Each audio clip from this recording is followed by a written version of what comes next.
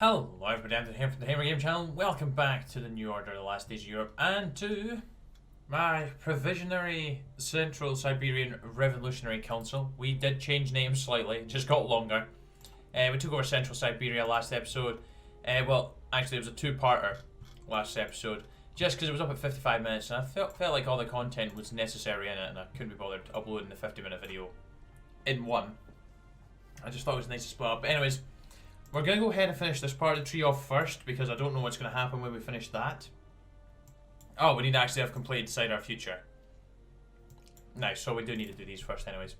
So, we must remember that above all else, we are still representatives of the Soviet Union, inheritors of her progressive labour practices. It would seem that in the aftermath of our downfall, some of these have slipped from our focus, with more pressing matters calling for more drastic measures.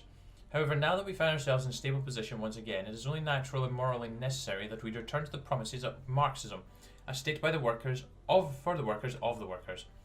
Minimum wage is to be reintroduced, worker safety prioritised, and the working man exemplified. If we are to maintain our legitimacy as successor of the Union in the East, then it is time we begin to act like it. While some now scoff their noses at the old Union, claiming it was weak and authoritarian, but now as the rest of Russia devolves into serfdom, it must be the force says of progress, showing Russia the glory of the Union once more. Okay, our poverty rate starts to grow and we go to trinket minimum wage. That's fine. Now we've got radar stations. The soldiers of the council may be brave, tenacious, and well-meaning, but this means nothing if they are constantly bombarded by Japanese bombers without any warning or notice. It was far too often that the whole formations of our men were thrown into disarray by accurate and unexpected air assaults. If we are to avoid the silent death in the skies, we must create a network of defensive radar stations that give our men ample warning in order to react. Using American technology and domestic copies. Go away you. We will put together a radar corps, which will operate these radar stations and report back to the command and the positions of any air groups. We expect the casualties would be significantly reduced if we could accurately predict and react to these attacks. So in the frenzied push to reunify Siberia and restore to rightful dignity, our whisper has grown. As the light has gained purchase, so too has our shadow. Pressure upon inherent cruelty in our actions. It was waited for the moment to strike. Today it emerged from the dark, and boldly declaring, I was, I am, I will be. Workers across the Central Siberian Industrial Zone have begun a massive coordinated general strike, citing continually poor conditions, unfulfilled promises, and unrepented cruelty by bosses. It appears the drives to return civilization to Russian ways has come with many drawbacks, as the lofty dream of united Russia becomes less alluring when one cannot feed his family or keep all his limbs intact. Additionally, with the return of normalcy to the region, the worker himself seems to have become less valuable, simply a pawn towards the eventual goal. Already work has grown to a halt, demands are being made, and old scores are being settled. While some of our government may be sympathetic to the cause of the workers, it is undeniable that we cannot tolerate a crippled economy, especially considered the always precarious position of Russia. The strikers are numerous and militant. Unless we can come to some sort of deal and show our workers some tangible piece of prosperity, we promise we must brace for the coming storm. Oh, the general strikes and it is kicking us down. The corruption machines. Even if we will not in the foreseeable future possess military equipment to parallel with the Japanese in quality or in numbers, we may have an advantage even more potent in the future war we would wish to fight. What if for every move the Japanese made, every soldier they deployed, every operation they planned, we were just as aware as the soldiers commanded? This would be the most valuable addition in our arsenal, one that could give us the edge in the fight we came across. It would be even more useful against our Russian foes. We hold our motherland hostage, as their communication tech is far less advanced. The corruption machines and their purchase must begin, along with the creation of the vast corps of radio operators who will be able to function these machines. The severity of this general strike has spanned into entirely new dimensions, following a lack of progress towards any kind of revolution, a continuous violence. Workers have taken up arms. Raiding weapons stockpiles, looting old cellars, and outright stealing has become widespread. As arms ammunition begin to be passed amongst militants, already workers organise themselves into general defence committees. In this extremely dangerous situation, the spectre of uprising hands in the air must tread more carefully than we ever have before, while at the same time moving as quickly as possible to secure ourselves. If we do not act, this could be the end of all things. Oh my days. What is happening?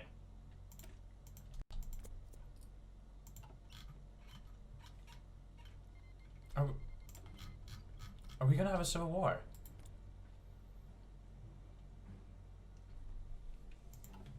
I hope we're gonna have an uprising. Oh, that was a quick war. Comrades, unlike the assholes that run Siberia, I will not lie to you. The truth is simple. So simple I don't need any fancy language to explain it to you. It is truth that any Russian child knows. There's something wrong with those that bleed. You all know the kind of men I'm talking about. Those that promise safety, promise prosperity, promise, what don't they promise? They've been doing it since even before the Great Patriotic War. Now when our country lies in ruin, our people scrounge in the dirt. What action do leaders take? They promise. I, for one, I'm sick of promises, sick of lies, sick of barbarianism. So right here, right now, I'm going to be honest with you. I am not your leader, and I never intend to be. I am simply a man, as you are, who wishes for the cruelty to stop. We have an opportunity now to forge a new Russia, one where each man truly is equal, one without leaders. To get it, we will have to fight. However, the men of Central Siberia have nothing to lose. It is we who keep production flowing, us who ensure their bullets, bread, and steel arrive in time. In the name of all the dead children, all the widows, all the crippled sons, to hell with their promises. The revolt of Crestners ask. Wait. Okay. Well, simply all we have to do is just...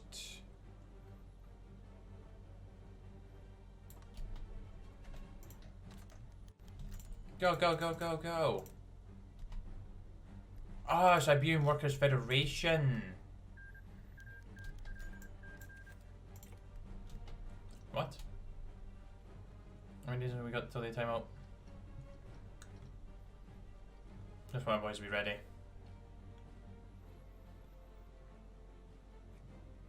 Right, let's just start reading. Distressing news has been filtered from Crestners ask. The few army units still residing in the city have reported that once striking workers have turned violent and have occupied the streets of Crestners ask in open revolt. As we speak, the armies in Crestners ask are being looted for their weaponry, with heavy fighting raging in the city. Thankfully, while indeed worrying, the workers participating in this revolt seem to be woefully unprepared for a revolution. Support for the revolt is limited to the city itself. Regardless, these revolting workers control the large industry and population centred in Crestners ask. If we don't deal with that situation at hand, the flickering embers of revolution may become a roaring fire.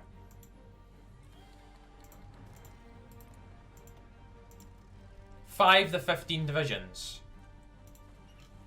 Bit ridiculous if you ask me.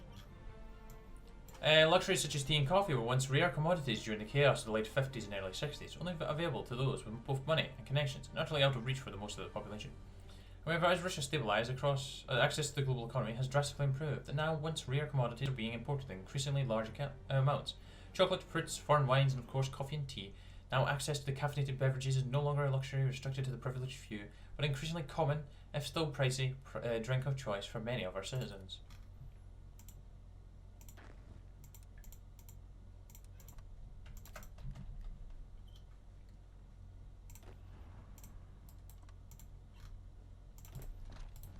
Cut off the capital.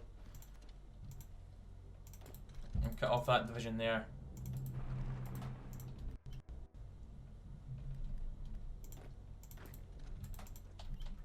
If we can secure the capital, it's all that'll matter.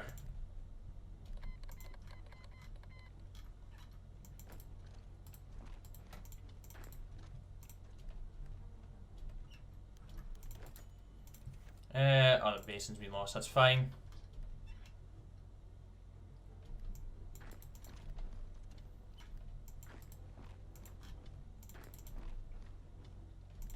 Just have to be careful in our divisions getting circled either.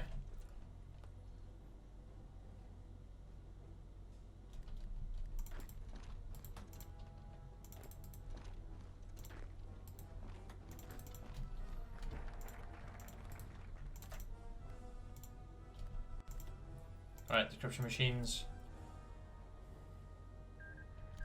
Ah, wow, we won that very easily. Well done, men. Well done. Back to the Kursk border. Ah, the Free State of Magadan has won against Amur. Now they're pushing on to Chita. Right, yeah, we don't care for that right now. And that's almost finished, good.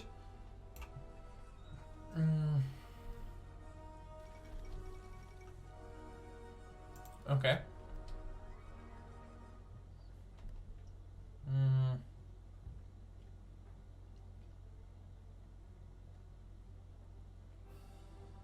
Yeah, let's hire you. Our research facilities. And our... Yeah, let's increase our GDP.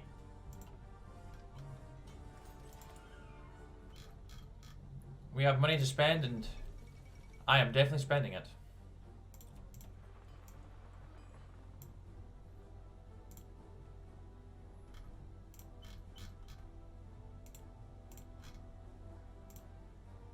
I'm actually going to need a lot more artillery when I think about it.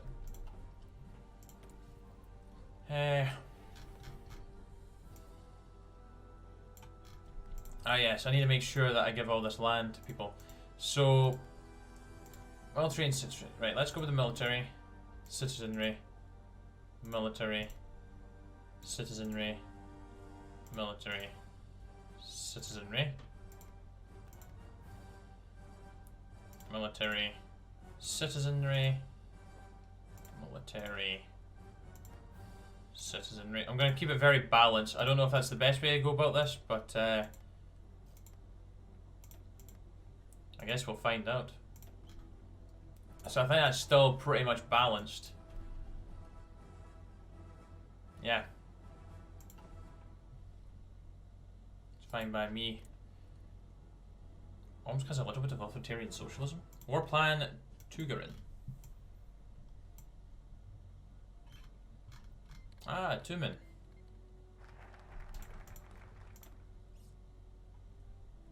Take the black or pure league. That sounds like something you'd hear in the Game of Thrones. Join the Night's Watch. Right, agricultural mechanization. The steppe has long been an agricultural beast throughout. Thought impossible to tame. What little grows there grows poorly, and what flourishes is of no use to us, to the human palate.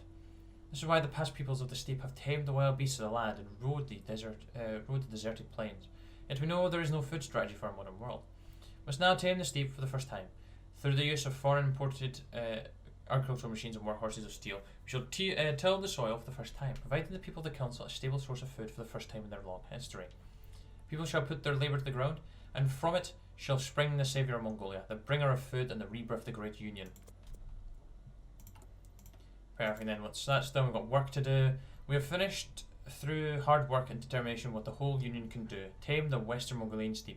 For that we must rejoice, but understand that our rejoice may be cut short. We are surrounded by cutthroat warlords, Japanese puppets, and barely reliable fellow Soviets. These advancements were not the end, only the means to the beginning of the most important process. As we have been looking in it, it is our turn to look out. Yet as we begin the process of turning our work into real change, the two camps that have begun to form come at us with differing ideas of the future of the council. Are we to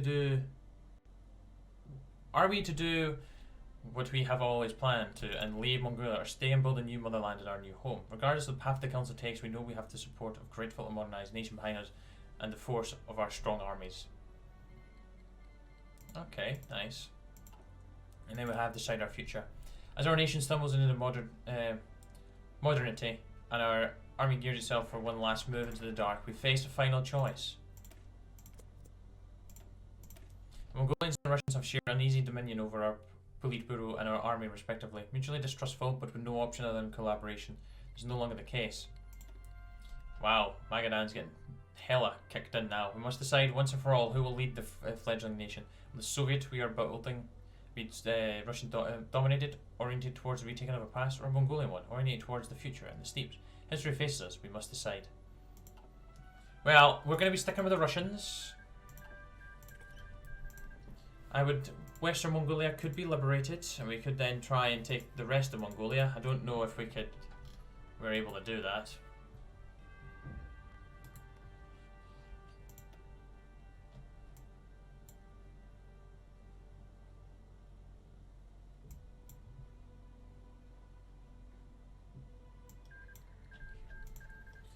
Okay, some wars are finishing in Kazakhstan, or Central Asia, I should say. Yeah, wow.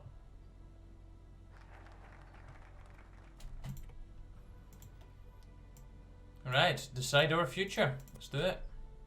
We actually have some manpower to start building divisions as well, which is good. I'm liking the look of this. The West Russian Revolutionary Front.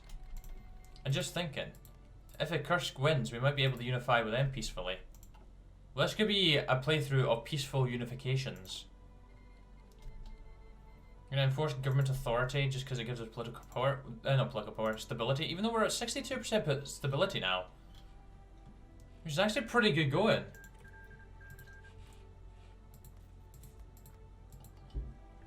No, my luck, a Kursk will just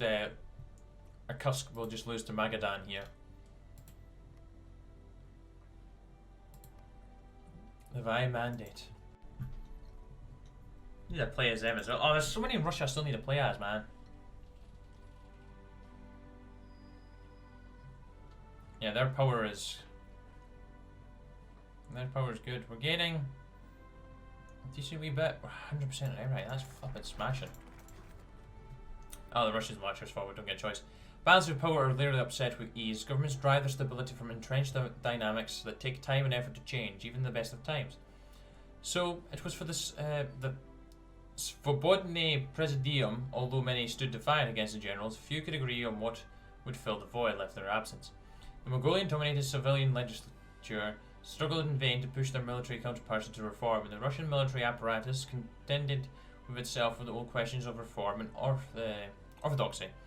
Neither was strong enough to push the other out, nor weak enough to be shattered entirely by intrigue or effort. So it seemed the balance that defined the People's Revolutionary Council would stay as unchanging as the mountains. Yet even the mountains can tremble, and the seas give way to forces greater than those which gave them birth. The Extraordinary Congress, as it will subsequently be known, begins with Sergei Korolev, the firebrand technocrat, has never hidden his disgust for an unstable state of the Presidium, or his beliefs regarding the poor condition of the People's Revolutionary Council's scientific and engineering facilities. But in a well-publicised speech to the Presidium, he focuses his attacks on the politicians behind them, both. In incendiary tones, he accuses Russian and Mongolian factional leaders of guiding the country to destruction by their failure to commit to Mongolia or Russia. He calls them traitors to the mandate of the People's Revolutionary Council itself. In fact, it's hard to tell if there is anything he does not call them, or, as the speech grows ever more intense, their mothers and wives. The effect, as must surely have been intended, has been to destroy the semblance of unity between the Presidium's factions. As order collapses in the government, the senior councillors are faced with a choice: side with the Russian military or the Mongolian people. The Russians will march us forward. Indeed we shall. Now anyways, let's go ahead and finish off the focuses down here. Should get us a new tree. What we're going to do is incorporate friendly elements.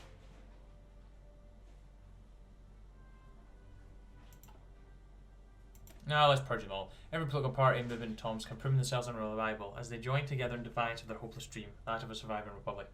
Few groups made the right choice, defending the council when they had the chance to, and so we are left with no choice but to disband the rest. The campaign for the destruction of the Borgias and aristocratic foundations Tomsk has been built upon will be encouraged by a regime and carried out steadily and with caution. We should make sure to disband the old order that governed the city and the faction that used to dominate it, and making sure their leaders do not pose a threat anymore. Only when that has succeeded can we claim that the Republic has, in fact, fallen forever. It's time for the fall of the Republic. Come on, you keep going. Vayatka. Oh, they must have killed off the Brotherhood. Bashkiria is still here. Wow. The Brotherhood managed to get a little bit. Oh, they're getting attacked right now. Then that just leaves Samara as grind Gorky into dust. Oh, you're going after Gorky, are you? Going after little old Gorky. And then Vyatka. Yep, Gorky Tank Brigade. Can the tanks hold on? Do you have a focus trait? No, you don't. Oh, I'm happy with a 3 research slot now. I can actually go ahead and try and upgrade everything.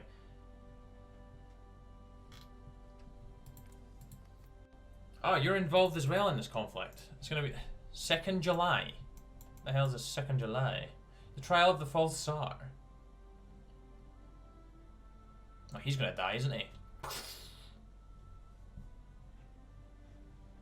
No mercy for Nazis. Yeah, just flipping. Get them.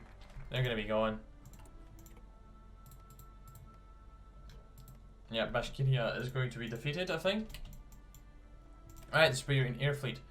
Novosibirsk was notorious for its powerful air force since its creation in the late stages of the Siberian War. It is obvious that having a pilot as its supreme leader, a disproportionate amount of funds was poured into former air wings and producing planes. Now we can use that to our advantage. Of course, the Council was never particularly keen on producing its own air force, not most maintaining a squadron of outdated and barely functional aircraft from the days of the Great Patriotic War. Now, with the Novosibirsk air fleet captured and some of their crews even defected to us, it is a perfect opportunity to use our new spoils of war to form a bare-bones branch of the military dedicated to air power. As we head into the unification of Central Siberia, it could become increasingly useful. It will certainly be useful. In fact, we are now producing planes because I know for a fact that the AI barely does it. Oh, look at all these major places in our control. Where's Tomsk? Tomsk's not really a massive major, is it? Krasnoyarsk,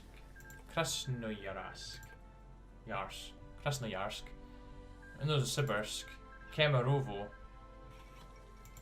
and Kizel, or however you pronounce it. That's the hubs there. Factory spare. Upgrade the artillery. Omsk is winning so far. Is there any authoritarian? Oh, there's libertarian socialism, but they're not going to win. Authoritarian democracy. Vorkuta. There's despotism. Vasily Blokhin. Yeah, Omsk is looking thick, boy. Fueled by hate. Right, liberation of Siberia. After years of hard work for our motherland, Central Siberia has been unified. No longer will it be divided between different generals, despots, and populace, squabbling over trivial matters and ideology, or simply over their own prestige. From the mountains of Tuva, Mongolia, the one true regime, the People's Revolutionary Council, has come to the rescue of this region that is troubled ever since the collapse of the Union, sweeping any enemies we find on our way northwards. Now, the power of the remnants of the Red Army, Central Siberia is finally under one banner again. All that remains now is for the final future of Central Siberia to be decided by its leaders and the people, however. With dangerous enemies in our east and west, we can't stay idle. No, we cannot. Socialism our way home.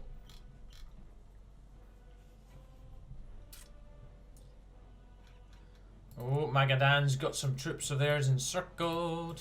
They've actually got less men now active.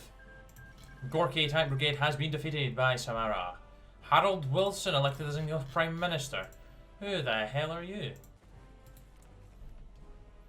Oh, yes. The people have spoken.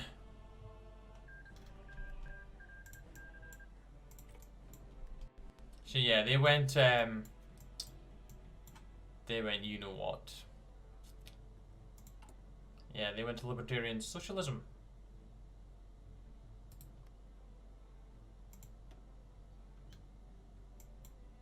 Oh, they've done Koresh's New Republic. Does he eventually take power? Oh no, we gotta pass bills again. Oh, when we get back to that Ireland playthrough. God damn it, Labour's probably gonna cock-block them all again. Ah, well, I think it's probably about time we maybe start to sort out templates. Oh. Oh damn, the Divine Mandate's coming in ham. Declare war on all of them. I don't know if that was a wise decision by them. They might actually regret doing that. Plop, plop, plop, and plop. So I just figured out that that actually modifies the Red Army in exile. So yeah, that's what that does. What a mess it is down here. What is this? Who's actually winning that? It's hard to tell. Are they all at war with each other? Oh no, no, you just look mental because of the borders. That's fine. Oh, look at our tree now. Damn. Search for recognition. Oh. Foreign advisors. Okay, nice. We can befriend them. Good. Secure our position. Yes, I think we should do that. After years of fighting, we've accomplished something that once seemed impossible. Our enemies lie vanquished, and the Red Army is now the uncontested master of Central Siberia. With our eternal threats disposed of, we now have the time to turn inward and solidify our control. Though the squabbling strongmen and Borgias liberals have been cast from their thrones, their supporters are still as numerous as they are dangerous.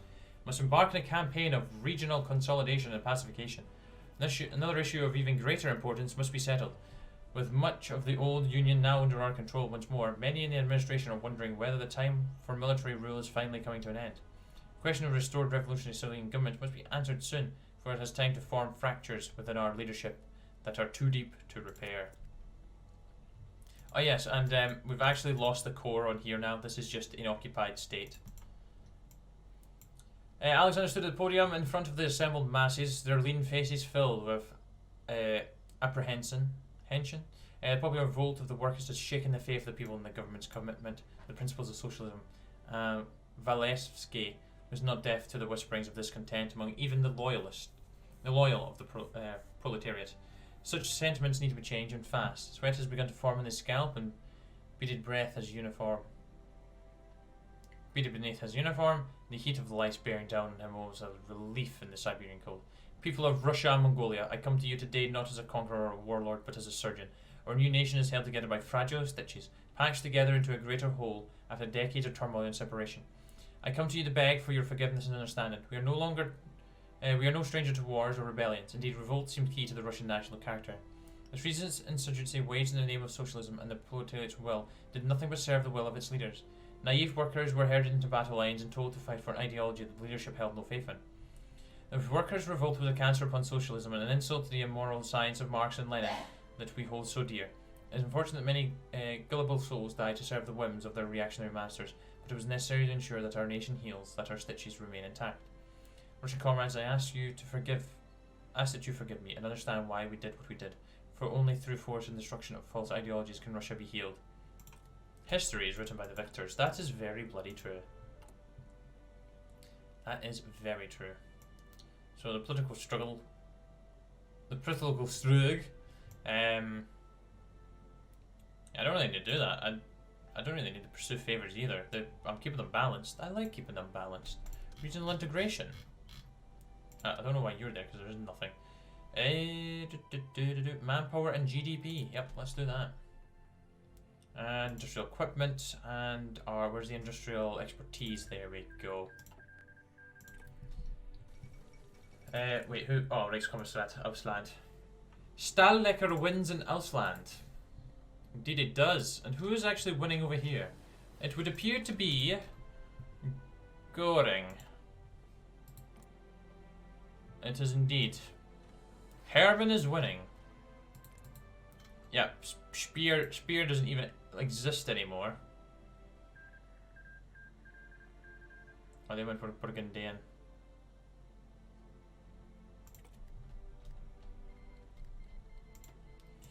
Ah! We have the big war now. Well, not big war, but... Oh, they were getting ready to deal with them. But defense bonus against Spear and Black League, -10. Rokozovsky, I don't think you're going to win here, my friend. I think you are going to die. I am sure that Omsk is just going to destroy you. As soon as they get across that river, you are stuffed. Oh, you've actually pushed forward. Well, that is an interesting development.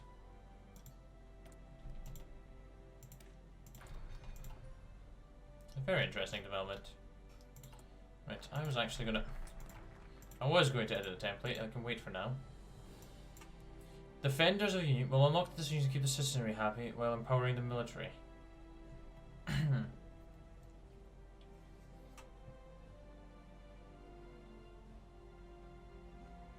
Oh. Okay. So we have to choose between the military and the citizenry.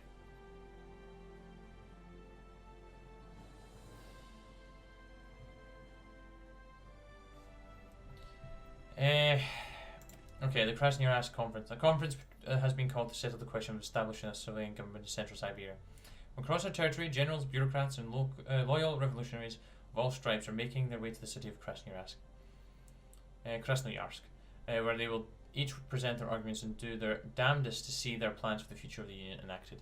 For the most part, the bureaucrats are the strongest supporters of the restoring civilian control, while the generals are in favour of maintaining their hold for the time being.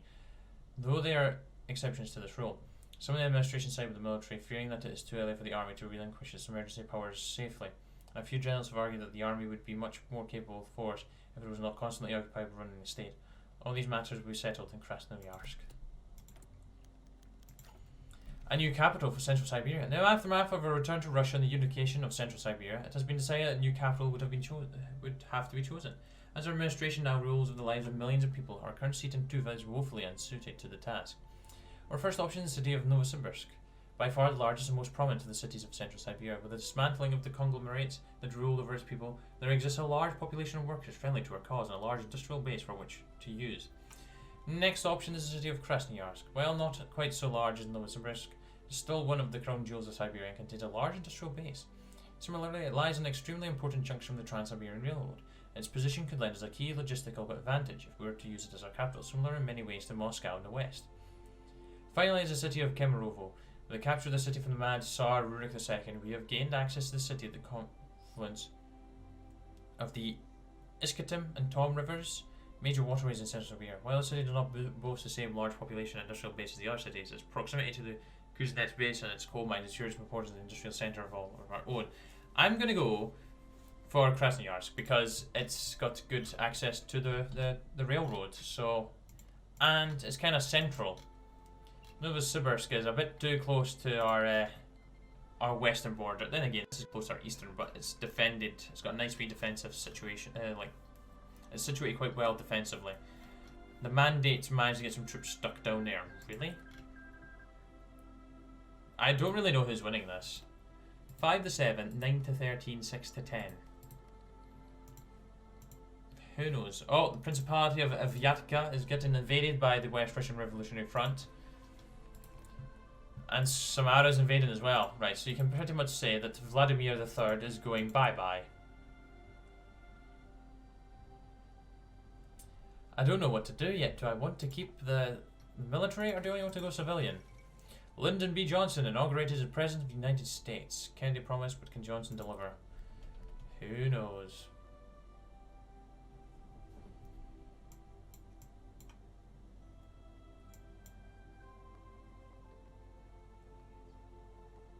Oh, we get partial mobilization from doing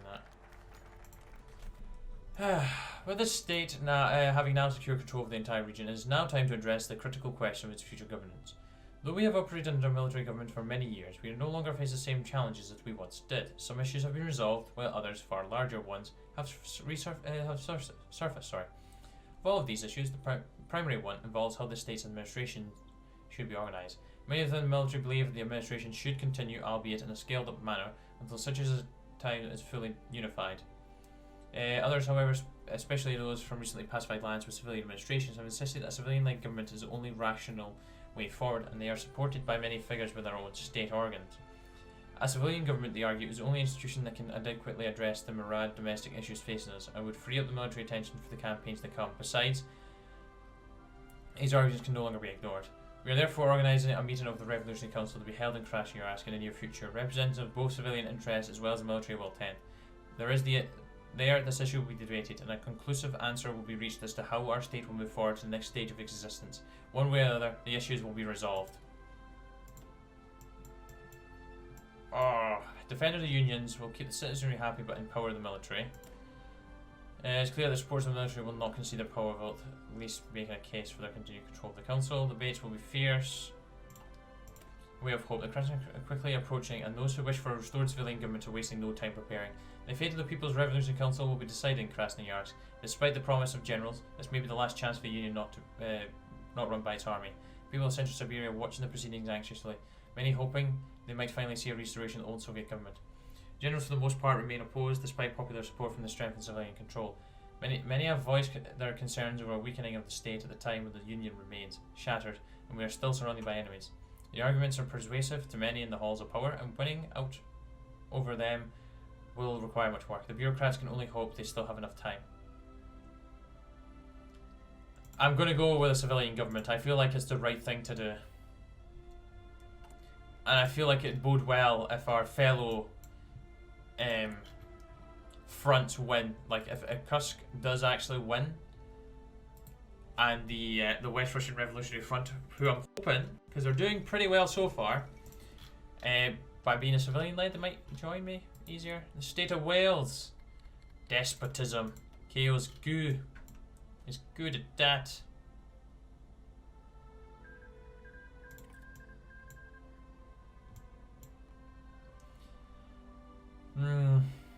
Well, that's interesting. We still have William Wolfe in the north. They are very close to being similar parties, and Dublin protest was in 1965. Oh, they losing a lot of public opinion there. Suppress media. Is that really a good idea? Who knows? Who knows? I just want to see what this does, and then we'll end the episode there.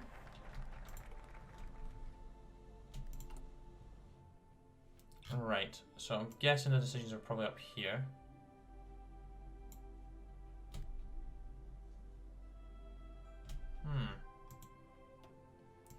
Okay.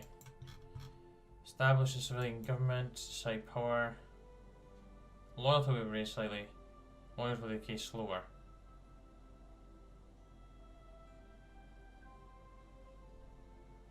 Oh, deal with the officers. Nice, so this will end military rule in multiple states at the cost of only 10 loyalty. It's pretty good going. But anyways guys, I'm going to leave that episode there, so thank you much for watching. Hope you enjoyed. I'll be back very soon for another episode. Until then, take care, goodbye, the now.